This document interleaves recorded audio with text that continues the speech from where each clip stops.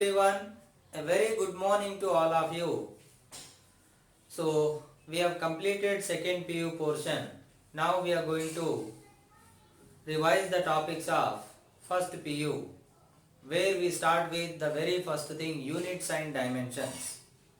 So units and measurements, the very first thing, units and measurement.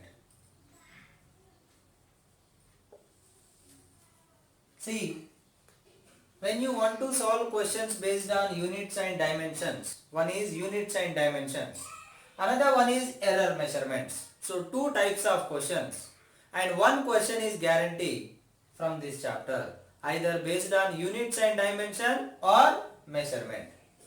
So when you want to deal with the questions related to units and dimensions, you need to know unit and dimension of few quantities. First I would like to tell you, that is, you take distance, displacement, radius, height, weight, width, depth, radius, perimeter, anything, diameter.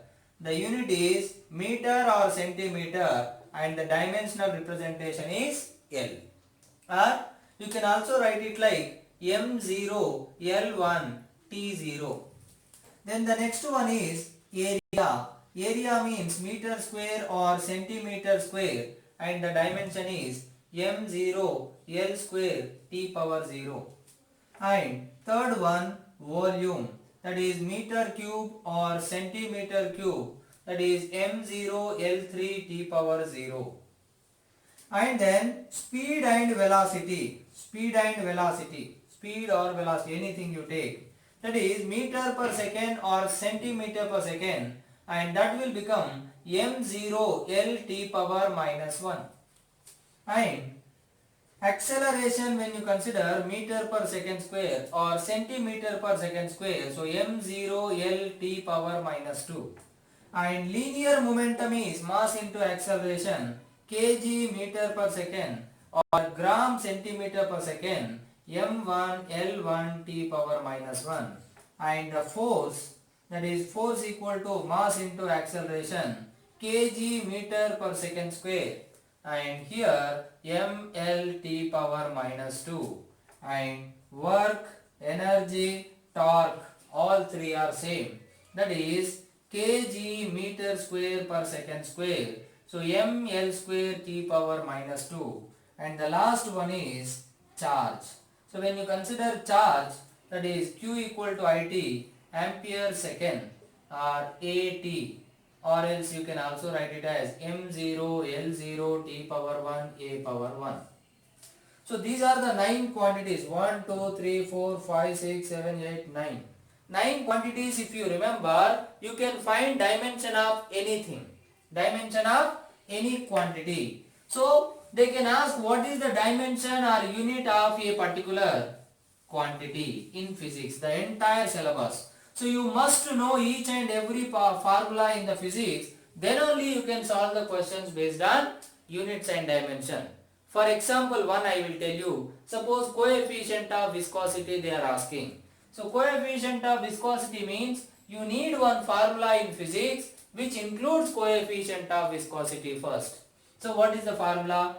Viscous force is 6 pi eta Rv according to Stokes law.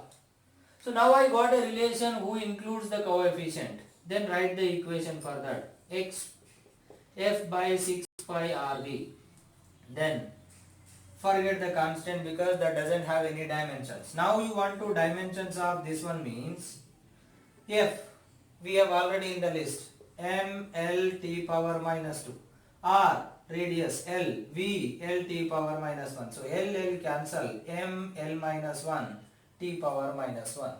So this way you can find the dimension of any quantity, but you should know the formula which includes that quantity. That is the first thing.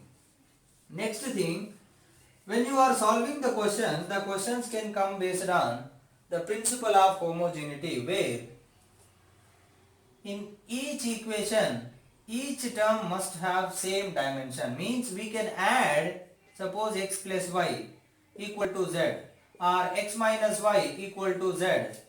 So you are adding or subtracting two quantities, two terms, means they must have same dimension. That means dimension of x must be equal to dimension of y must be equal to dimension of z. Or else xy minus yz equal to something p.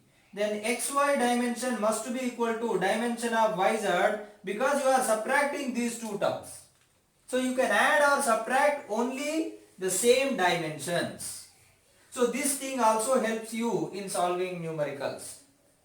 And if there is a quantity like division of two terms and it is dimensionless, suppose, then dimension of A equal to dimension of B. Or if product of two terms is dimensionless, suppose, dimensionless means what? No dimension. Then dimension of A is equal to 1 by dimension of B, reciprocal of other one. So these two things also will help you in solving numericals. Also, one more thing, that is exponential function. E power x, log x or trigonometric functions, all are dimensionless. Also here x means angle, that angle is also dimensionless. So this x, all are constants. So there is no dimension for all these mathematical functions. Also this x value also doesn't have any dimensions. Or if in any question integration or differentiation is there, suppose dimension of dy by dx, that is nothing but dimension of y by x. Or integration of f dx is there, that is the dimension, then dimension of f into x. So this way, these all points are helpful in solving numericals based on dimensional analysis. Now, the very first question what they will ask is based on the checking of correctness. Like suppose they have given P pressure equal to AX minus BT something. Now, what is the dimension of A and B they are asking. Then how do you solve? Here three terms are there, not three quantities please. Three terms. Each term must have same dimension. So AX should be equal to P. Then dimension of A will become P by X, where X is distance, T is time. They will mention everything in the question. Now the dimension of A will become P, pressure. Or they can mention power, anything, depends. Suppose here pressure. So pressure means what? Force by area by X. So force means ml t power minus 2. Area means L square. X is L. So you can get the dimension of A. Similar way, these two also must have same dimension. If you equate both of them, then you will get dimensions.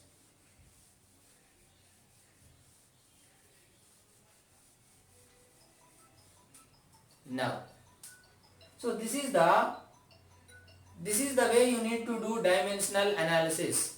That is using the principle of homogeneity.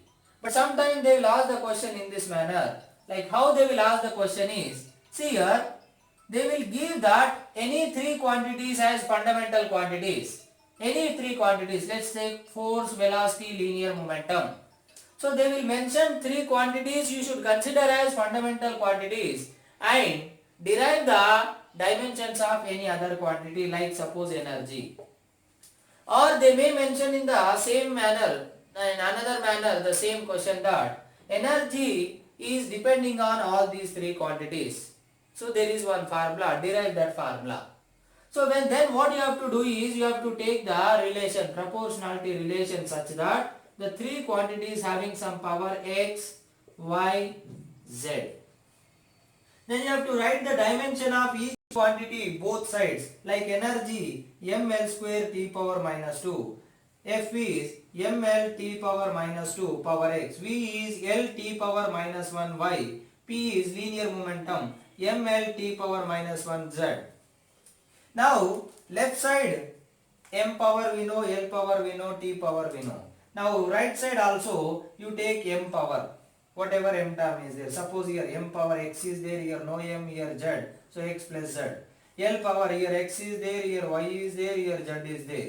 T power, here minus 2x is there, here minus y is there, here minus z is there. So compare both sides, m power, so x plus z 1, x plus y plus z 2, minus 2x minus y minus z minus 2.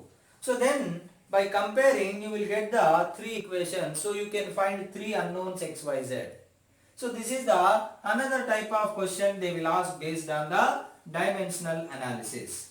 Now after this, the last one, conversion of unit. Conversion of unit means see one system to another system. So here the formula is n1 u1 equal to n2 u2. So conversion of one system to another system. So this is the new system, this is the given system you should consider. So left side new system, right side given system. Now n1 will become n2 u2 by u1. Where u2 by u1 place you have to take dimension. Suppose they are asking 1 joule equal to how many erg. So joule is SI unit. So erg is CGS unit. So now you have to find n1 value. Where n2 value is 1 joule. Now here n1 equal to, now n2 is 1 into u2, that is dimension of joule means energy. So m L square T power minus 2. But this is in second system. But this is in first system m1 L1 T1. Where m1 L1 T1 are fundamental or base values of new system, and m2 L2 T2 are fundamental or base values of known system. Like suppose here SI system they have given. Then what is the base value of mass? 1 kg. What is the base value of length? 1 meter. What is the base value of time? 1 second. CGS means 1 gram, 1 centimeter, 1 second. So that you can get the values. So this way you can find the relation between one system to another system. Conversion of unit from one system to another system. So the magnitude changes, unit changes, but total value remains constant. Like 1 meter. So n1 u1 equal to 100 centimeter n2 u2. So n1 changed to n2 and u1 changed to u2, but the value remains same. So based on these things, the questions can be asked based on dimensional analysis. Now the next thing is error analysis. Error analysis means when you are measuring a quantity x, there may be an error in the measurement, that we call it as delta x. That may be plus or minus, because you may get slight greater value or slight lesser value. That's why plus or minus x. And here comes the error by initial value or true value is called fractional or relative error. And if you multiply with 100, that is called percentage error. Percentage error in the measurement of x. So in any quantity, the difference between the true value and the measured value, the difference between the true value and the measured value, that is called error, delta x. And error by true value is called fractional or relative error, and into 100 means percentage error. So based on this, questions can come. But what type of questions will come? First kind of question, they will tell you like in an experiment where they perform to find one quantity, any quantity. So when you are performing in laboratory one experiment, then you will not take one reading, you will take averagely like 5 to 8 readings. Let's take suppose x1, x2, x3, so on, xn. N readings they have given. Then they are asking what is the error, or what is the fractional error, or what is the percentage error. They can ask anything. Once you get the error, then remaining two things are easy. Now here, first thing, they have given readings. They did not give true value. The first thing you have to find out is what is the true value, that is average of all the readings. Average, true value, you got it. Now this is true value, this is now measured value. So there is error in the measurement of x1, that is x difference x1. Take positive only. Only you have to find out the difference. Don't take minus. Similar way, there is one error in the measurement of x2. so on, there is an error in the measurement of xn also. Then if you take average of all the errors, there is an error in the measurement of each reading. Then if you take the average, that is called delta x or delta x average, mean or absolute error. And if you divide this absolute error with the true value, that is fractional error. If you multiply with 100, then it is called percentage error. So based on this also question can ask. So in the error measurement, this is the first kind of question they used to ask in the entrance. Now the next kind of question is based on addition and subtraction. Means there is one quantity, let's take x plus or minus delta x, y plus or minus delta x. So there is a quantity x and error in measurement is delta x. Y is another quantity, error in the measurement is delta y. Now, so what is A, which is x plus y? What is B, which is x minus y? So x is there, y is there, so you can find x plus y, x minus y. But here A means you have to represent like A plus or minus delta A. B means B plus or minus delta B. So here delta A means what? Error in the measurement of A, that is delta x. Actually plus or minus delta x, plus or minus delta y. But maximum possible error we will take, that's why always delta x plus delta y. See how many possible errors are there? Delta x plus delta y, delta x minus delta y, minus delta x plus delta y, minus delta x minus delta y, but maximum is this one. We always calculate maximum permissible error. Similarly here also delta b will become plus or minus delta x plus or minus delta y. So what is the maximum permissible here also? Delta x plus delta y. So in case of addition or subtraction, in both the cases error is addition only. There is no question of subtraction in case of error measurement. That is the point you need to remember. Now similar way they can ask question based on multiplication or division. Now take same quantities, x equal to x plus or minus delta x, y equal to y plus or minus delta y. Now A is a quantity which is x into y and B is a quantity x by y. Then delta A by A equal to delta x by x plus delta y by y. Similarly delta B by B equal to delta x by x plus delta y by y. Here general formula I will tell you in case of multiplication or division. Suppose P is one quantity like x square y by z power 3. See, when there is a relation like this in the question, or they may not give the relation, you may have to take this kind of relation from physics formulas. Depends. Now, suppose here 4 quantities are there. There may be 3 quantities or 5 quantities, depends. So, out of these 4 quantities in the question, they will give you what they'll ask you what is the percentage error in the measurement of suppose x or y or z or p. Suppose they ask x. Then your duty is first write the equation for x. X square equal to pz cube by y. If they are asking the percentage error in the measurement of p, then this is the correct formula. Means the quantity which one you have to find, that should be left side, the remaining should be right side. That is the one thing. Now, here after this or after this, if they are asking for P, this is the correct equation. If they are asking for X, this one. Then suppose they are asking for X, they have given percentage error in P, Z and Y. Then power into percentage error or power into relative error equal to, here power is 1 into delta P by P into 100 plus 3 into delta Z by Z into 100 plus 1 into delta Y by Y into 100. So this way the same equation we have written here, power 1 1 1 1 1 1 1. So if you cancel 100 both sides, that is nothing but relative error. So you can take relative error or percentage error.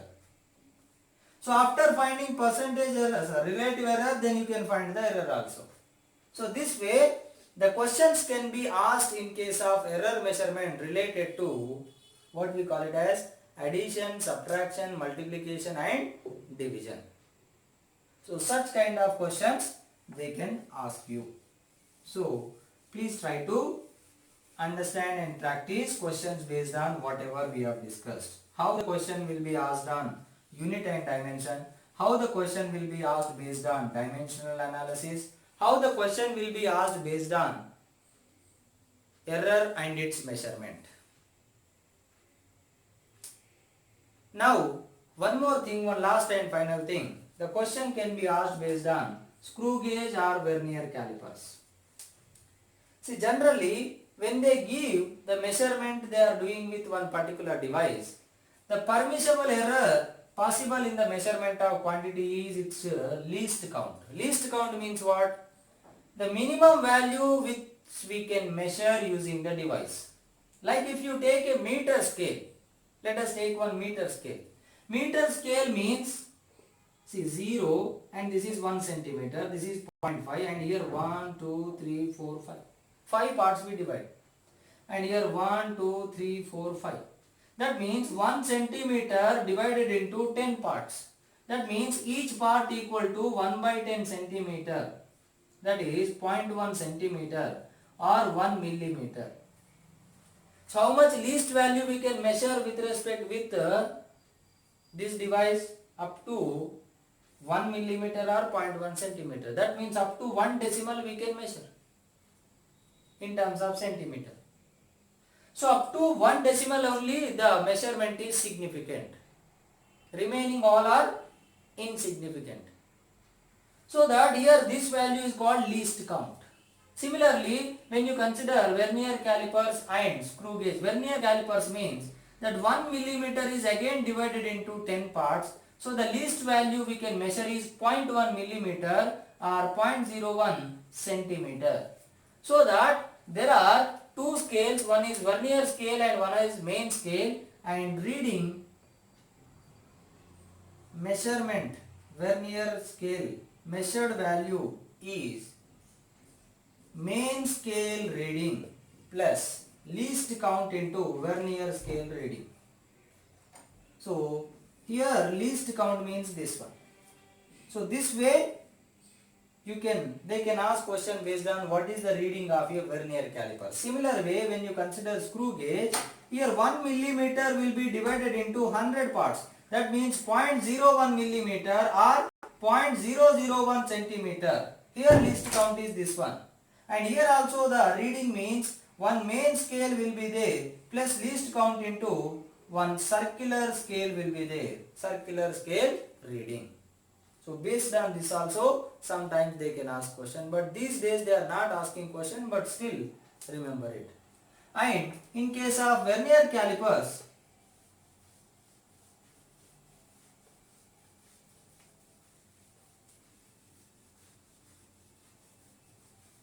the least count formula, one more formula is there for least count, that is main scale division minus vernier scale division, where they will give the relation in the question between how many vernier scale divisions are coinciding with main scale divisions. So that you will get the relation between MSD and VSD, so that you can turn this entire equation in MSD and they will mention what is one main scale division, so you can find least count. So remember this formula, so that in the question they will give first what is the relation between MSD VSD, how many VSD coinciding with how many MSD, then substitute in place of VSD in terms of MSD, then you will get the some value in terms of MSD, and MSD means one main scale division, that they will mention in the question, so that you can find it. So based on this also sometimes they will ask question. So revise everything and try to solve as many questions as possible. So it's not like one formula, one thing. If you want to solve questions based on this chapter, you need to know the formula of entire physics, first PU and second PU. So try to solve as many questions as possible. Right? So we'll continue in the next class with kinematics. Thank you so much.